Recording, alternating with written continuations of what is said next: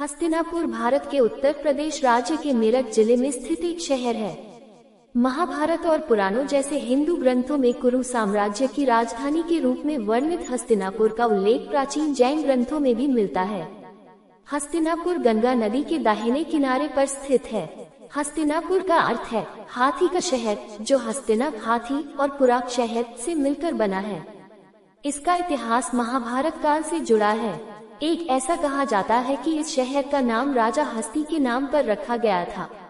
हस्तिनापुर में गंगा नदी को पार करके वे पश्चिम की ओर बढ़े और कुरु जंगला के रास्ते पांचाल राज्य में पहुंचे तथा वहां भरे हुए तालाबों और स्वच्छ जल वाली नदियों को देखकर ऊपर वर्णित दूत अपने कार्य की तात्कालिक प्रकृति के कारण तेजी से आगे बढ़े। इस क्षेत्र के प्रारंभिक पुरातात्विक अवशेष गेरू रंग के बर्तनों की संस्कृति से संबंधित है, जो गंगा यमुना दोआब की कांस्य युग की संस्कृति थी। लगभग 1200 ईसा पूर्व ये क्षेत्र लौह युग की संस्कृति में बदल गया।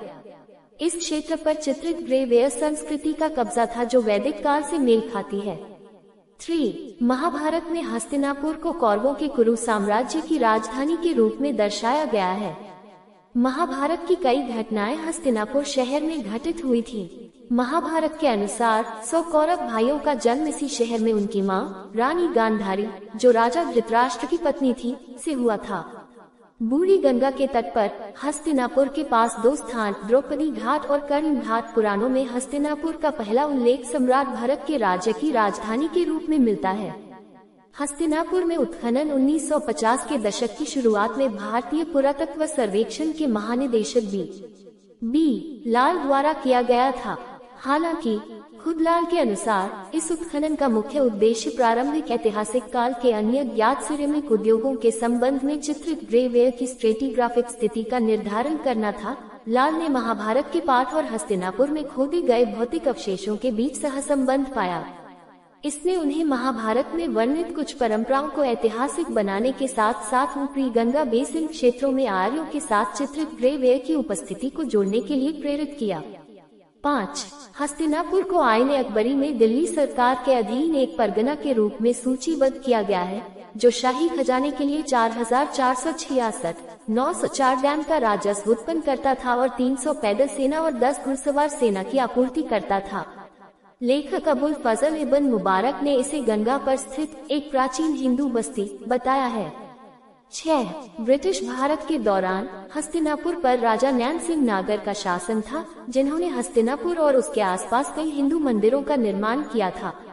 वर्तमान हस्तिनापुर भारत में उत्तर प्रदेश के दोआब क्षेत्र में एक शहर है, जो मेरठ से लगभग 37 किलोमीटर 23 मील और राष्ट्रीय राजमार्ग 34 पर दिल्ली से लगभग 96 किलोमीटर 60 मील उत्तर पूर्व में है।